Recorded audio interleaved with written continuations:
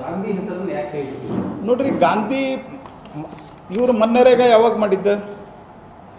ಮೊದಲು ನರೇಗಾ ಇರ್ತದೆ 2009 ತನಕ. ಈಗ ನಾವು ಜಿ ರಾಮ್ಜಿ ಅನ್ನುವಂಥದ್ದು ಅದು ಶಾರ್ಟ್ ಫಾರ್ಮ್ ಬರ್ತದೆ. ಗಾಂಧೀಜಿಯನ್ನು ಅತಿ ಹೆಚ್ಚು ರಾಮನ ಭಕ್ತರು. ಗಾಂಧಿಯವರ ಅಂತಿಮ ಶ್ವಾಸವನ್ನು ಬಿಡಬೇಕಾದರೂ ಸಹಿತ ಅವರು ಹೇ ರಾಮ್ ಅಂತ ಹೇಳಿದರು. ಮತ್ತು ಇವರು ಭಾಳ ಗಾಂಧಿ ಬಗ್ಗೆ ಭಕ್ತಿ ಇದ್ದವರು.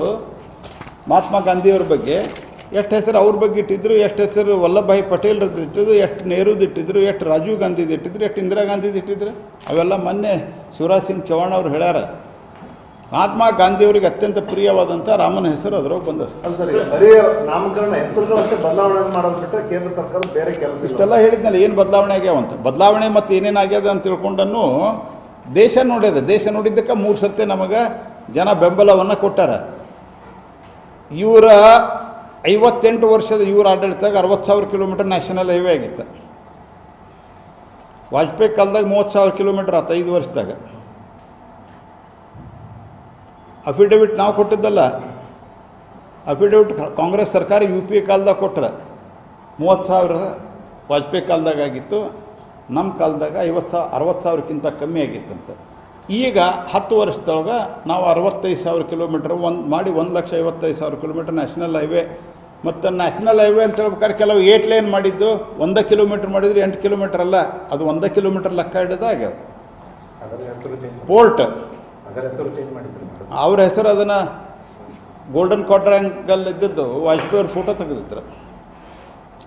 ಇನ್ಫ್ರಾಸ್ಟ್ರಕ್ಚರ್ದಲ್ಲಿ ಏರ್ಪೋರ್ಟ್ 70 ಇದ್ದು 260 ಏರ್ಪೋರ್ಟ್ ಆಗ್ಯಾವ ದೇಶದಾಗ. ಏಮ್ಸ್ 4 ಇದ್ದು 21 ಏಮ್ಸ್ ಆಗ್ಯಾವ.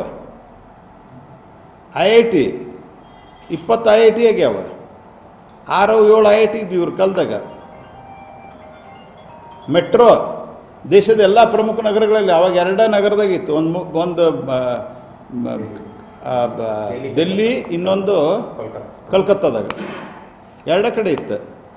ಇವತ್ತೆಲ್ಲ ಪ್ರಮುಖ ಎಲ್ಲ ರಾಜಧಾನಿ ಒಳಗೆ ಮೆಟ್ರೋ ಆಗ್ಯದ. ಡಿಫೆನ್ಸ್ದಲ್ಲಿ ಎಕ್ಸ್ಪೋರ್ಟ್ ಫಸ್ಟ್ ಟೈಮ್ ನಾವು ಮಾಡ್ತಾ ಇರೋದು.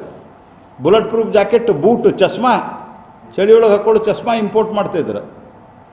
ದೇಶ ಸುಧಾರಣೆ ಆಗ್ಯದ ಅಂತ ತಿಳ್ಕೊಂಡು ಮೋದಿಯವರಿಗೆ ಜನ ತಿರುಗಿ ಓಟನ್ನು ಕೊಡ್ತಾ ಇದ್ದಾರೆ. ಇವರಿಗೆ ತಿರುಗಿಸಿ ಇವರಿಗೆ ಸರಿಯಾಗಿ ಎಲ್ಲಿ ಏನು ಮಾಡ್ಬೇಕು ಮಾಡ್ತಾ ಇದ್ದಾರೆ.